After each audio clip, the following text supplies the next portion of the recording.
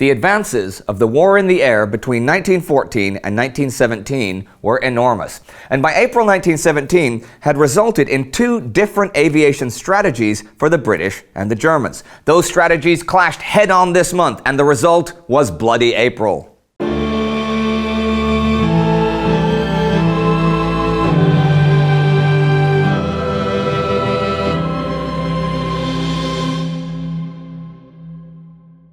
I'm Indy Nidell. Welcome to a Great War special episode about Bloody April. The Battle of Arras, the first British offensive of 1917 on the Western Front, began April 9th. It was the first large-scale offensive they had begun since the 5-month Battle of the Somme began last July 1st, though they did have smaller offensives in progress on the Mesopotamian, Palestine, and Macedonian fronts. For the Royal Flying Corps and Royal Naval Air Service, the Battle of Arras did not begin April 9th, but the week before. They had been hard at work on photographic reconnaissance, spotting for their artillery, and just flying air patrols to deny the Germans the opportunity to see the British build-up and preparations for the battle. Those three tasks were part of Major General Hugh Boom Trenchard's strategy of the offensive. The primary goal was to support the PBI, the Poor Bloody Infantry, with recon and spotting. The secondary goal was denying the same to the enemy. This was the strategy that the RFC had followed at the Somme, and during the first phases of that battle, the new British and French fighters had given the British the advantage in the air. They flew the Airco DH-2, the Sopwith Pup, the Sopwith 1.5 Strutter, and the Nieuport 11, 16, and 17. By the end of that battle, however, after legendary German ace Oswald Boelcke was moved from the Verdun sector to the Somme, and his teams were equipped with the new Albatross D.III fighters, the pendulum of superiority swung back over to the Germans. The Germans, for pretty much the whole war, had found themselves outnumbered in the sky. So, out of necessity, the Luftstreitkräfte, the German air service, followed a defensive strategy, and one that sometimes went so far as to forbid pilots to fly past the German front lines. A positive result of this was that when German pilots had engine failure, which was a really commonplace occurrence, they glided down to German-held territory and could be back in the air the next day, while for the Allies, engine failure often meant becoming a prisoner of war. The key to making a defensive strategy work was the frugal employment of fighter pilots. At Verdun in 1916, Boelcke had worked out a system to save the strength of fighter pilots. He had communications set up with the units at the front to alert him when they spotted French planes. And he had his unit, Fliegerabteilung 62, organized into packs when they attacked. These two tactics meant that FA-62 only flew when there were targets available, economizing their force, and had local air superiority when they did thanks to the packs. The whole German air service soon used these tactics. In August 1916, Boelcke organized the first dedicated fighter squadron, called the Jagdstaffel, or Jasta. He also promoted his Dicta Boelcke, the 8 rules for fighter pilots. 1. Try to secure the upper hand before attacking. If possible, keep the sun behind you. 2. Always continue with an attack you have begun. 3. Open fire only at close range, and then only when the opponent is squarely in your sights. 4. You should always try to keep your eye on your opponent and never let yourself be deceived by ruses. 5. In any type of attack, it is essential to assail your opponent from behind. 6. If your opponent dives on you, do not try to get around this attack, but fly to meet it. 7. When over the enemy's lines, always remember your own line of retreat. 8. Tip for squadrons. In principle, it's better to attack in groups of 4 or 6. If fights break up into a series of single combats, pay attention that several comrades would not go after one opponent. But these were not the only rules for pilots and airplanes. Well, okay, who is that? Flo, did you leave the door open again, or? Relax, Indy. It's Brian from Real Engineering. I was just doing a video on the aerodynamics and physics of World War I planes. You know, the rules of physics that the pilots also needed to abide to during the war.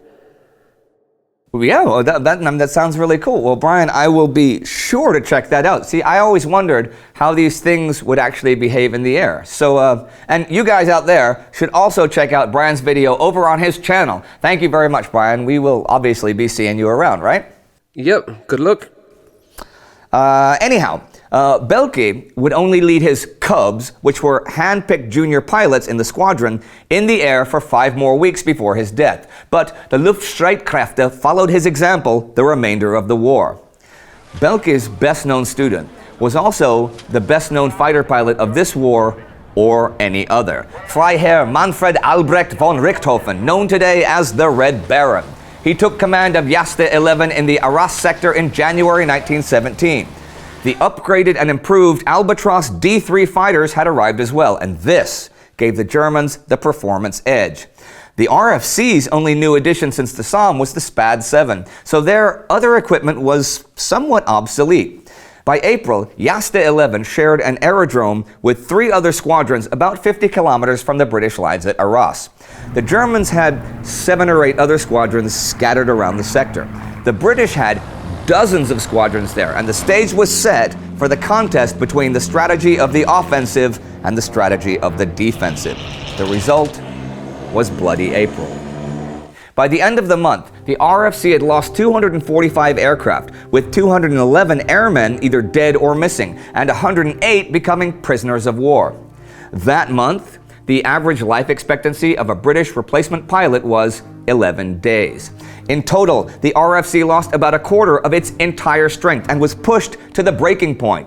The Germans inflicted these losses at a cost of just 66 planes, making for a nearly 4-to-1 kill ratio. Jagdstaffeln 11 alone was responsible for 89 kills, 30% more than the entire total of German planes lost, and the Red Baron increased his kill total from 31 to 52 during the month, including 4 air-to-air victories on the 29th. This is from his book, Der Rote Kampfflieger, mentioning both Lothar, his younger brother, who was also a flying ace, and their father. At 9:30, he came to our aerodrome. We just happened to have returned from an expedition. My brother was the first to climb out of his machine, and he greeted the old gentleman with the words, "Good day, father. I have just shot down an Englishman." Immediately after, I also climbed out of my machine and greeted him, "Good day, father. I have just shot down an Englishman." The old gentleman felt very happy.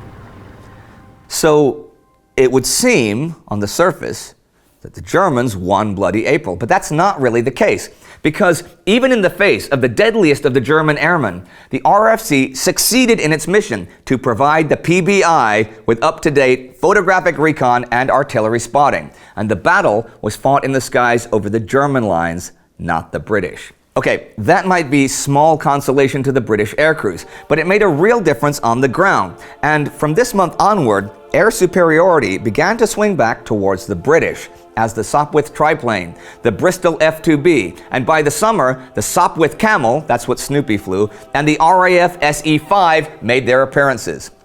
As a side note here, one of the German pilots lost during Bloody April was Wilhelm Frankl of Jagdstaffeln 4. With 20 kills, he was the highest scoring Jewish ace for the Germans in the war. Anyhow, April was a tough month for the British everywhere. Casualties at Arras were over 100,000 men. In the Middle East, they lost at Gaza. In Macedonia, they lost at Lake Doiron. And at sea, they lost over 800,000 tons of shipping to German submarines, the highest monthly total of the war. And the war would continue to ever increase in intensity. And as it did so, there would come months Britain would suffer greater numbers of losses in the air, but at no other time would they suffer as great a fraction of total strength lost than during Bloody April. If you want to see some of the airplanes mentioned in this episode up close and personal on the last remaining World War I airfield in the world, you should come to Stowe Mary's Aerodrome this summer. And the best thing is, you can meet me and the entire crew. Check out the link in the video description for more details. We'd like to thank H. Lynn Keith for helping out with the research for this episode.